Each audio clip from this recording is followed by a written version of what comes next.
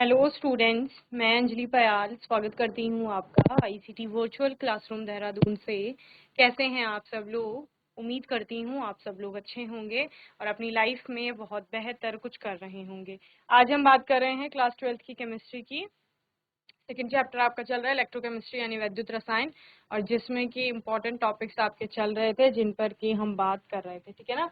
इस श्रृंखला में स्टैंडर्ड हाइड्रोजन इलेक्ट्रोड SHEC और मानक हाइड्रोजन इलेक्ट्रोड पर हम लोग बात कर रहे थे, ठीक है ना। आप लोगों ने क्या बोला था कि ई सेल का मान अगर हमारे पास है, ई सेल यानी कि सेल का विभव अगर हमारे पास है, ठीक है ना, तो उस सेल विभव से हम किसी एक पर्टिकुलर इलेक्ट्रोड पोटेंशियल यानी विभव ज्ञात नहीं कर सकते हैं, ठीक है ना। उसके लिए हमें कोई ना कोई रेफरेंस चाहिए, किसी ना, यानी कि दोनों में से ई कैथोड यानी कि कैथोड का जो इलेक्ट्रोड विभव है और एनोड का जो इलेक्ट्रोड विभव है, उन दोनों में से किसी एक का वैल्यू हमारे पास होना चाहिए, क्योंकि हमारे पास दोनों का डिफरेंस है। सेल विभव हमारे पास है, किसी एक इलेक्ट्रोड का विभव होगा तो हम फिर दूसरे वाले का भी ज्ञात कर सकते हैं, ठीक है ना। तो इसके लिए हमने क्या देखा कि यहाँ पर मानक हाइड्रोजन इलेक्ट्रोड का उपयोग किया जाता है। मानक हाइड्रोजन इलेक्ट्रोड में जिस हाइड्रोजन की बात आप कर रहे हैं उसका यहाँ पर पोटेंशियल कितना होता है? 0 होता है, ठीक है। उसका इलेक्ट्रोड पोटेंशियल 0 होता है, तो उसी को हमने यूज करना है। जब आपका एक इलेक्ट्रोड का इलेक्ट्रोड पोटेंशियल 0 हो जाएगा तो दूसरी का आप ज्ञात कर लेंगे। यानी कि जो हाइड्रोजन है, एक तो उसका इलेक्ट्रोड पोटेंशियल 0 है, दूसरा वो एनोड व कैथोड दोनों की भांति कार्य कर सकती है। समझ रहे हैं? इसका मतलब क्या है कि जब भी आपको कैथोड का इलेक्ट्रोड पोटेंशियल ज्ञात करना होगा तो वहां पर आप उसको एनोड के रूप में यूज कर लेंगे, स्टैंडर्ड हाइड्रोजन इलेक्ट्रोड को। और अगर आपको एनोड का ज्ञात करना है तो वहां पर आप स्टैंडर्ड हाइड्रोजन इलेक्ट्रोड को कैथोड की भांति यूज कर लेंगे, ठीक है। तो इसी प्रकार से अब आप बोलेंगे कि हाइड्रोजन इलेक्ट्रोड को बनाई किस प्रकार जाएगी। आपने क्या बोला था, जिस भी धातु की आपको इलेक्ट्रोड बनानी है, आप उसको, उसकी छड़ को उसी के किसी विलयन में डुबो करके रख रहे थे, ठीक है। तो यहाँ पर हम हाइड्रोजन की इलेक्ट्रोड बना रहे हैं तो हाइड्रोजन की छड़ लेंगे हम, ठीक है ना। हाइड्रोजन की इलेक्ट्रोड बनाने के लिए, अब हाइड्रोजन की छड़ तो आप ले नहीं सकते क्योंकि वो गैसीय अवस्था में होती है, ठीक है। लेकिन हाइड्रोजन का हम विलयन यहाँ पर ले सकते हैं जो कि आपका HCl है, ठीक है ना। तो सपोज हमने HCl ले लिया, यहाँ पर आप कोई और विलयन यहाँ पर ले सकते हैं। हमने यहाँ पर HCl ले लिया, ठीक है ना। ये HCl है आपका, ये जो भरा हुआ है इसमें पूरा ये विलयन है, ये HCl है सपोज, ठीक है। HCl ले लिया, हाइड्रोजन का ही यहाँ पे विलयन है। अब इसमें हमें हाइड्रोजन की इलेक्ट्रोड बनानी है तो हाइड्रोजन का उपयोग करना पड़ेगा। अब हाइड्रोजन मिलेगी नहीं, लेकिन आप यहाँ पर क्या देखते हैं कि कुछ जो अक्रिय धातुएं हैं उनका प्रयोग किया जाता है ताकि वो अपनी सरफेस प्रोवाइड करा सकें वहां पर आवेश के प्रवाह के लिए, ठीक है ना। तो यहाँ पर अगर हम अक्रिय धातुओं की बात करें, अक्रिय धातुओं की बात हम लोग कर रहे हैं, जैसे सोना हो गया, प्लेटिनम हो गया, तो यहाँ पर प्लेटिनम का यूज किया जाता है। तो प्लेटिनम की छड़ ली जाती है आपके, ठीक है, जिस पर कि हाइड्रोजन को प्रवाहित किया जाता है। ये प्लेटिनम की छड़ ले ली और इस पर अगर आप हाइड्रोजन प्रवाहित करेंगे तो हाइड्रोजन इस पर आ गई, ठीक है। तो ये हाइड्रोजन की इलेक्ट्रोड बन गई, समझ रहे हैं। क्योंकि प्लेटिनम तो आपका क्या है, अक्रिय है, वो तो क्रिया करेगी नहीं, लेकिन वो अपनी सरफेस प्रोवाइड कराएगी हाइड्रोजन को वहां पर फ्लो करने के लिए या रहने के लिए, आप बोल सकते हैं। तो इस प्रकार से ये प्लेटिनम की छड़ है, ये प्लेटिनम की छड़ है आपका, और इस पर हाइड्रोजन गैस डाली जाती है तो ये हाइड्रोजन के इलेक्ट्रोड की भांति कार्य करती है। तो यहाँ पर प्लेटिनम की छड़ ली गई, उसके ऊपर से एक परख नली रखी गई, ठीक है ना। और वो परख नली को यहाँ से आपका क्या दिया गया है, खाली रखा गया है ताकि यहाँ से हाइड्रोजन को अंदर डाला जा सके, ठीक है ना। यहाँ से हाइड्रोजन जा रही है जो कि 1 atm प्रेशर पर आपकी जा रही है। मानक हाइड्रोजन का हमने की बात की थी, तो 1 atm का प्रेशर होगा यहाँ पर, और इसके साथ साथ 1 मोलर की कंसंट्रेशन होगी। 1 m सोल्यूशन है आपका, और 25 डिग्री सेल्सियस यानी 298 केल्विन टेम्परेचर पर ये सोल्यूशन आपका होगा, ठीक है ना। तो इस प्रकार से आप क्या देख रहे हैं, स्टैंडर्ड हाइड्रोजन इलेक्ट्रोड को बनाया गया था। अब ध्यान दीजिए, जब आपने वहां इलेक्ट्रोड को बनाया था तो आपने क्या किया था, जैसे जिंक इलेक्ट्रोड बनाई तो ये Zn था, और इसको आपने क्या किया था, यहाँ ZnSO4 के सोल्यूशन में डाल दिया था, ठीक है। तो यहाँ पर भी हमने वही किया। हाइड्रोजन की चूंकि हमें छड़ जैसे आप बोल रहे हो तो ऐसा कुछ हमें मिलेगा नहीं हाइड्रोजन की इलेक्ट्रोड, तो उसको बनाने के लिए हमने क्या किया, प्लेटिनम की छड़ का प्रयोग किया, प्लेटिनम का उपयोग किया, और उसके ऊपर हमने हाइड्रोजन को डाला, ठीक है। और ऊपर से आपने एक ग्लास हुड इस प्रकार से बना लिया ताकि हाइड्रोजन वहां पर रहे। 1 एटीएम का प्रेशर है। और इसके अलावा इसको किस में रखा गया है, क्योंकि एक विलियन में हम उसी के हमें विलियन में रखना होता है जिसकी हमें इलेक्ट्रोड बनानी है। तो हाइड्रोजन की बनानी थी तो उसी का विलियन है HCl जिसे हम कह रहे हैं, उसमें ये रखा गया है। ठीक है ना। तो कुछ इस प्रकार से स्टैंडर्ड हाइड्रोजन इलेक्ट्रोड होती है जिसका आपने बोला इलेक्ट्रोड पोटेंशियल कितना है आपका, 0 वोल्ट है। ओके, चल इसको बनाएंगे जल्दी से, फिर हम इसे देखेंगे कि किस प्रकार से ये कैथोड व एनोड की भांति प्रयोग में आ रही।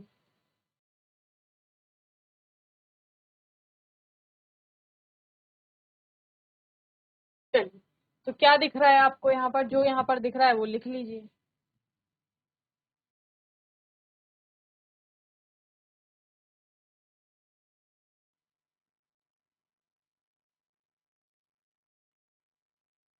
इसमें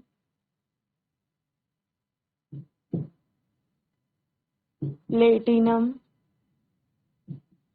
ब्लैक की परत चढ़ी हुई प्लेटिनम की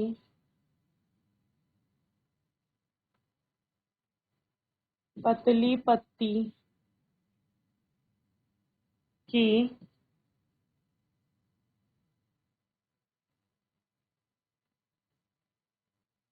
इलेक्ट्रोड को 1 m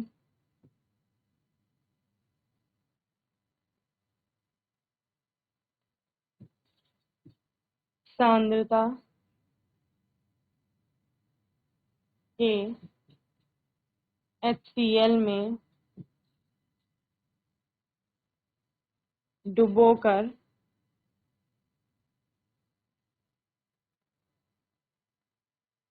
रखा जाता है। ठीक है, जिसके ऊपर क्या है, आपकी कांच की एक नली रखी गई।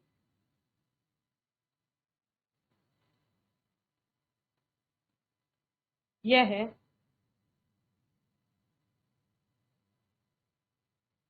कांच की एक नली से ढका रहता है। ठीक है, ये आपको कांच की एक नली दिख रही है, इसके ऊपर इससे ढका हुआ है। और इसके अलावा आपको क्या दिख रहा है, यहाँ पर हाइड्रोजन को डाला गया है 1 एटमॉस्फेरिक प्रेशर के वायुमंडलीय दाब पर। ठीक है,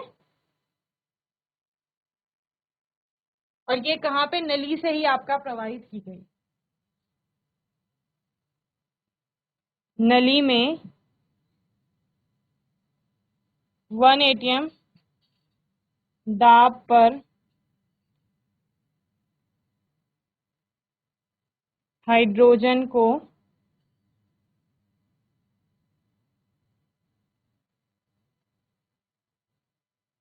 प्रवाहित किया गया है या किया जाता है। ठीक है, यहाँ से हाइड्रोजन को डाला गया है 1 एटमॉस्फेरिक प्रेशर के टेम्परेचर पर, और यही क्या है आपका स्टैंडर्ड हाइड्रोजन इलेक्ट्रोड है। अब इसको किस प्रकार से आप लोग यूज करेंगे ये आपको देखना है।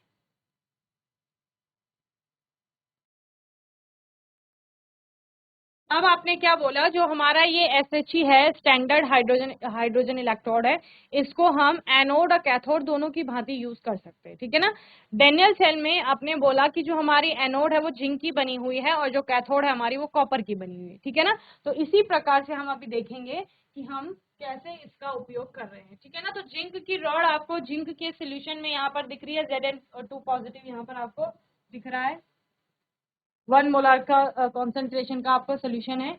और यहाँ पर आपको हाइड्रोजन गैस एट 1 atm, आपको पता है कि ये हाइड्रोजन SHE है, यानी स्टैंडर्ड हाइड्रोजन इलेक्ट्रोड का यूज किया गया है।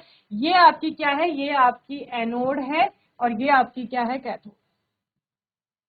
ठीक है, तो यानी जो SHE है उसका उपयोग किसकी भांति किया जा रहा है, कैथोड के रूप में किया जा रहा है। ओके,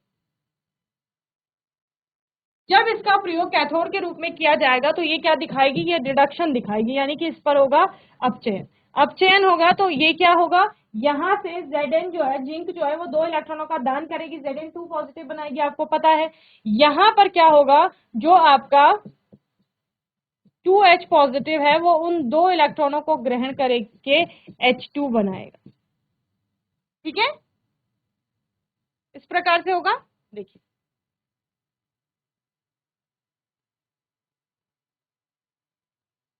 यहां पर लिख लीजिए SHE का प्रयोग, यानी स्टैंडर्ड हाइड्रोजन इलेक्ट्रोड का प्रयोग कैथोड के रूप में। ठीक है ना। अब 1 एटीएम का प्रेशर है आपका, 1 मोलार का आपका यहाँ पर सोल्यूशन है, जो सोल्यूशन आपने लिया है, सपोज HCl लिया है आपने। इसके अलावा 298 केल्विन टेम्परेचर है आपका। उन सभी पर आपका जो ई सेल का वैल्यू है वो 0.76 वोल्ट। ठीक है, क्या बोला आपने, जो ई सेल का मान है वो है 0.76 वोल्ट। क्लियर है। यहां पर आपको पता है कि जो ई H प्लस टू H2 था वो क्या था आपका, 0 है। यानी इसका जो इलेक्ट्रोड पोटेंशियल है वो 0 है, या ई कैथोड आप इसे लिख सकते हैं। ऐसे लिखे, ई कैथोड का जो मान है वो 0 है। ठीक है, और ई एनोड आपको क्या करना है, निकालना है, कैलकुलेट करना है। तो E cell is equal to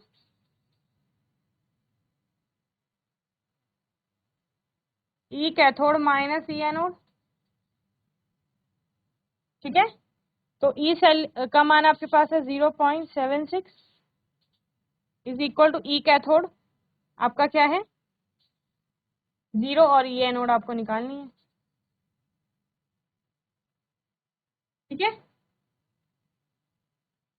तो कितना हो जाएगा,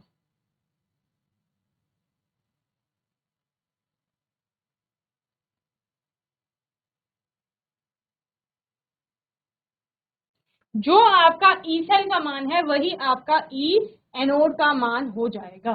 समझ रहे हैं। और एनोड पर क्या हो रहा है आपका, एनोड पर आपको पता है जिंक से आपका Zn2 पॉजिटिव बन रहा है, जो कि 2 इलेक्ट्रॉन का दान कर रहा है, और यहाँ पर चल क्या रहा है, ऑक्सीडेशन चल रहा है।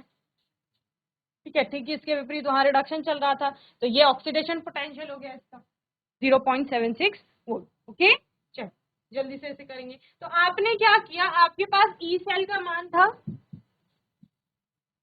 ठीक है, और इस ई सेल से आपने क्या किया, यहाँ पर जो भी, अगर मानक परिस्थितियों की बात करेंगे तो वो ई नॉट सेल हो जाएगा यहाँ पर। ठीक है, मानक इलेक्ट्रोड विभव हो जाएगा। तो उससे आपने क्या किया, चूंकि आपके पास स्टैंडर्ड हाइड्रोजन इलेक्ट्रोड का इलेक्ट्रोड पोटेंशियल है जो कि 0 है, तो आपने जो एनोड थी उसका इलेक्ट्रोड पोटेंशियल यहाँ पर ज्ञात कर। ओके,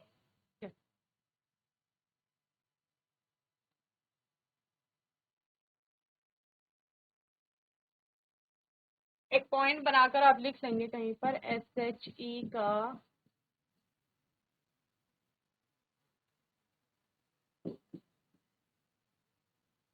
इलेक्ट्रोड विभव 0 वोल्ट है। इस पॉइंट को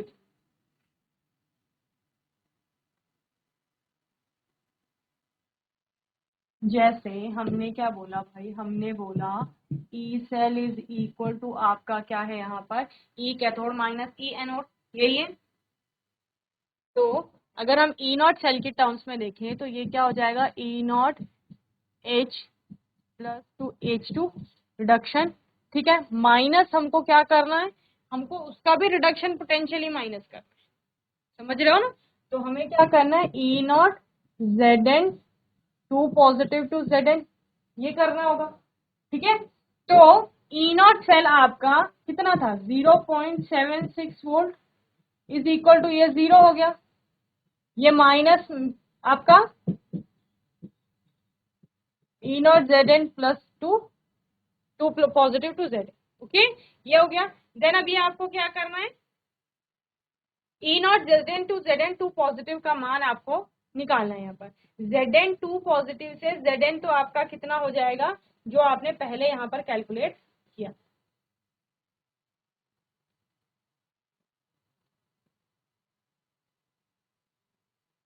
अगर आप इसकी बात करेंगे तो ये माइनस में लेंगे ना आप इसको, जो हमने पहले किया था। आपको याद होगा जब हमने डेनियल सेल के लिए यही मान निकाला था तो आपका जो 0.76 वोल्ट आ रहा था उसको आपने माइनस में लिया। समझ रहे हैं? यानी अगर आप इसकी वैल्यू निकालें E nought Zn2 positive to Zn तो वो आपका क्या आएगा, वो आएगा -0.76 वोल्ट। ठीक है।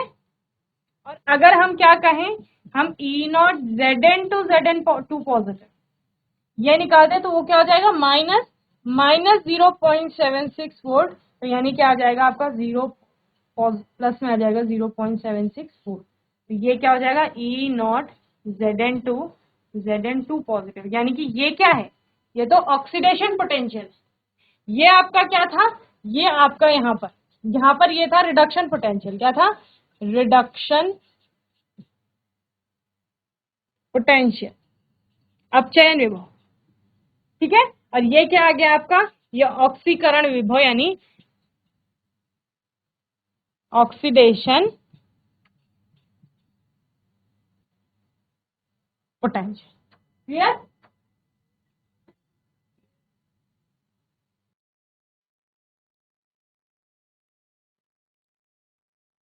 चलिए दूसरा हमने क्या बोला, हम इसको एनोड की तरह भी यूज कर सकते हैं।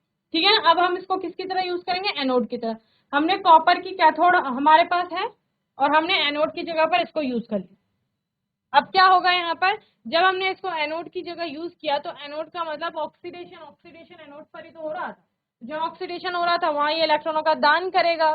ठीक है। और यहाँ तो इलेक्ट्रॉनों को एक्सेप्ट किया जा रहा था, ग्रहण किया जा रहा था। तो H2 आपके पास था जिसने 2 इलेक्ट्रॉनों का दान किया और 2H पॉजिटिव ये बनाया इसने। यहाँ पर आप लिख लीजिए SHE का एनोड के रूप में प्रयोग। ठीक है। और अब क्या किया, जो ई नॉट सेल की वैल्यू 0.34 वोल्ट है यहाँ पर। ठीक है। तो जो ई नॉट सेल की वैल्यू है,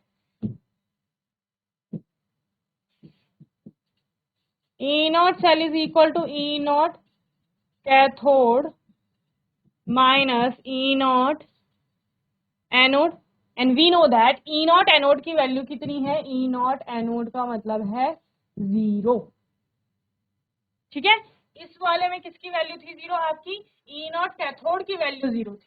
और यहाँ ई नॉट एनोड की वैल्यू 0 है तो इसकी वैल्यू 0 हो गई। तो E nought cell is equal to E nought cathode हो जाएगा -0। तो ये इसके बराबर हो जाएगा। यानी ई नॉट कैथोड आपका क्या हो जाएगा +0.34 वोल्ट। क्लियर?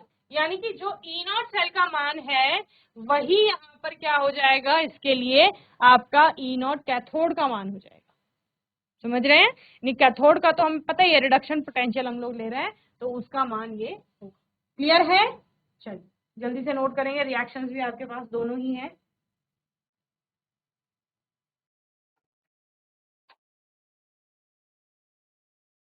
बोलो भाई क्या समझ आया? हम लोग कहाँ से चले थे, हम लोग सेल विभव ज्ञात कर रहे थे। ठीक है। जहां पर हमने सिंपल बोला कि 2 इलेक्ट्रोड हैं। सेल विभव का मतलब है दोनों के विभवों का अंतर। ठीक है ना। एक सेल के अंदर 2 इलेक्ट्रोड हैं, दोनों के जो सेल का दोनों के जो विभव का अंतर होगा वो सेल का विभव। सिंपल सी बात है। ठीक है ना। अब यदि आपके पास दोनों इलेक्ट्रोडों का इलेक्ट्रोड विभव है, आपके पास ई राइट और लेफ्ट करके आप लिख रहे थे ई कैथोड माइनस ई एनोड लिख रहे थे, तो कैथोड और एनोड दोनों के इलेक्ट्रोड विभव अगर आपके पास हैं तो आप सेल विभव ज्ञात कर सकते हैं, ई सेल ज्ञात कर सकते हैं। उसी प्रकार से मानक परिस्थितियों में अगर आपके पास दोनों इलेक्ट्रोडों का मानक इलेक्ट्रोड विभव है तो आप मानक सेल विभव की गणना कर सकते हैं। सिंपल सी बात थी। ठीक है। हमने बोला अगर हमारे पास दोनों चीजें हैं, हम दोनों से ई सेल या ई नॉट सेल का मान निकाल रहे हैं, लेकिन यदि हमारे पास ई सेल का मान हो, सेल विभव हो हमारे पास, तो क्या हम उससे दोनों जो हमारी इलेक्ट्रोड है उनका इलेक्ट्रोड विभव ज्ञात कर सकते हैं? तो यानी ई सेल का मतलब क्या है? दोनों का अंतर। और अगर दोनों का अंतर हमारे पास है, किसी भी चीज का, कोई भी दो चीजें हैं उनकी वैल्यूज का अंतर या डिफरेंस आपके पास है, तो उस डिफरेंस से हम लोग उन दोनों की वैल्यू ज्ञात नहीं कर सकते। सिंपल सी बात है ना। हमने क्या बोला, सपोज आपके पास कोई भी चीज है, आपने बोला कि मैंने एक बॉक्स खरीदा और एक पेन खरीदा, दो चीजें खरीदी, एक बॉक्स खरीदा एक पेन खरीदा। बॉक्स का जो आपका प्राइस था सपोज वो कुछ भी था, ठीक है, वो एक्स था, हमको एक्स की वैल्यू नहीं पता। और जो पेन था, ये बॉक्स का प्राइस है, और जो पेन थी उसका वाई था, ठीक है। लेकिन हमें इतना ज्ञात है कि बॉक्स आपका जो पेन है उन दोनों के प्राइस का जो डिफरेंस है, जो कॉस्ट का डिफरेंस है, वो सपोज 10 रुपीज है। ये क्या है? ये डिफरेंस है, यानी कि x minus Y, X Y minus Y is equal to 10 rupees है। तो आप इससे x और y की वैल्यू निकाल सकते हैं, निकाल सकते हैं। सपोज ये आपका 15 रुपीज का था, ये 5 रुपीज का था, तब आपका 10 रुपीज का डिफरेंस आ जाएगा। वही ये 20 था, ये 10 था, तब भी 10 का डिफरेंस आएगा। ये 30 था, ये 20 था, तब भी 10 आएगा आपका, ठीक है। ये 110 था, ये 100 था, ये 100 था, ये 90 था, तो सब में 10 रुपीज का डिफरेंस आ रहा है। लेकिन आप यहाँ पर एग्जैक्ट मान नहीं बता पा रहे। डिफरेंस तो बहुत सारी वैल्यूज के सेम होते हैं, जैसे हम यहाँ पर देख रहे हैं कि x और y की कुछ भी वैल्यू रखने पर आपको 10 का डिफरेंस मिल सकता है। जैसे आपने बोला मैंने x को 15 रख दिया और y को मैंने अगर 5 रख दिया, तब भी हमें डिफरेंस 10 मिल रहा है। अगर मैं x को 20 रुपीज मान लूं कि बॉक्स मेरा 20 रुपीज का था और पेन मेरा 10 रुपीज का था, तब भी डिफरेंस 10 रुपीज का आएगा। तो यानी डिफरेंस तो आपका सेम हो सकता है, जब हम इनकी वैल्यू को वेरी करते रहें, अलग अलग करते रहें, बदलते रहें, तो हमें वो सेम डिफरेंस देखने को मिल सकता है। तो इसी तरह से समझिए कि ई कैथोड माइनस ई एनोड की वैल्यू अगर कुछ आपको दी गई है, यानी ई सेल का मान दिया गया है, तो वो ई सेल का मान अलग अलग कैथोड और एनोड की वैल्यू के लिए सेम हो सकता है। तो यानी हमें किसी भी इलेक्ट्रोड का इलेक्ट्रोड विभव ई सेल से ज्ञात नहीं होगा।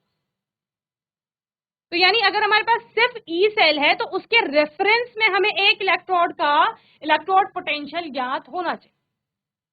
समझ रहे हैं? और उस इलेक्ट्रोड, जिस इलेक्ट्रोड को हमने यूज किया, जिसका हमारे पास इलेक्ट्रोड पोटेंशियल था, वो थी हमारी हाइड्रोजन इलेक्ट्रोड, या जिसको हम स्टैंडर्ड हाइड्रोजन इलेक्ट्रोड बोल रहे हैं। हमने बोला ये ऑक्सीडेशन रिडक्शन दोनों कर रही है। इसके दोनों रिडक्शन, अगर हम इसके रिडक्शन पोटेंशियल या पोटेंशियल की बात करें, इलेक्ट्रोड पोटेंशियल की बात करें, तो वो 0, ठीक है। तो आप कितनी चीजें आपके पास होगा? ई सेल का मान, ठीक है, और आपके पास एक ऐसी इलेक्ट्रोड है जो ऑक्सीडेशन और रिडक्शन दोनों ही शो कर रही है, यानी कि उसको एनोड और कैथोड दोनों की भांति प्रयोग किया जा सकता है, और उसका पोटेंशियल आपके पास है कि 0 है उसका पोटेंशियल। तो जब एक इलेक्ट्रोड का इलेक्ट्रोड पोटेंशियल 0 हो गया, ठीक है, आपने बोला जो पेन है उसका प्राइस 0 रुपीज है, तो जितना डिफरेंस होगा उतना ही बॉक्स का प्राइस होगा। समझ रहे हो क्या बोला मैंने? अगर आपने कहा यहां पर x minus Y is equal to 10 था, ठीक है, y जहां पर पेन का प्राइस था और x जहां पर बॉक्स का प्राइस था। आपने बोला किसी एक परिस्थिति में मैं मान लूं कि पेन का प्राइस 0 है, तो आपका जितना बॉक्स का प्राइस होगा वही उन दोनों का डिफरेंस भी तो होगा, या जितना डिफरेंस है उतना ही उन दोनों के, जितना आपका डिफरेंस आया है रुपीस का, उतना ही उन दोनों का क्या होगा। यहाँ पर जब एक को हमने 0 मान लिया तो दूसरे की वैल्यू उतनी ही होगी, है ना। तो तभी तो आपका, अगर आप 10 से 0 को माइनस करेंगे तभी 10 आएगा, तो यानी x भी 10 होगा आपका। तो x यानी कि कैथोड और y यानी कि एनोड। जब एनोड को हमने SHE को एनोड मान लिया है, वो 0 है, तो जितना ई सेल का वैल्यू होगा, जितना ई सेल का वैल्यू होगा उतना ही कैथोड का इलेक्ट्रोड पोटेंशियल होगा। क्लियर? एक केस ये है। दूसरा केस क्या है कि हमने x की जगह पर किसको ले लिया है, x की जगह पर हमने ले लिया SHE को, जिसका मान 0 है, जिसका पोटेंशियल 0 है। ठीक है ना? तो 0 से अभी हम y माइनस करेंगे और हमारा 10 आ रहा है, इसका मतलब y की वैल्यू कितनी होगी, 10 होगी। तो इस तरह से हमने क्या ले लिया है यहाँ पर, आपका स्टैंडर्ड हाइड्रोजन इलेक्ट्रोड के बारे में पढ़ा, जिसको हम दोनों इलेक्ट्रोडों की भांति यूज कर सकते हैं, यानी एनोड की तरह भी और कैथोड की तरह भी, और उसके रेफरेंस में हम उसके साथ में हम दूसरी इलेक्ट्रोड का इलेक्ट्रोड पोटेंशियल ज्ञात कर सकते हैं, जबकि आपके पास सेल विभव दिया गया होगा। ठीक है? तो ये मानक हाइड्रोजन इलेक्ट्रोड के बारे में था इतना, इसको आप अच्छे से पढ़ लेंगे। बाकी कोई डाउट होगा, क्वेश्चन होगा, आने वाले सेशन में आप लोग पूछ लेंगे, और आने वाले सेशन में हम लोग इस चैप्टर को आगे कंटिन्यू करेंगे। और तब तक के लिए ICT वर्चुअल क्लासरूम से जुड़े, धन्यवाद।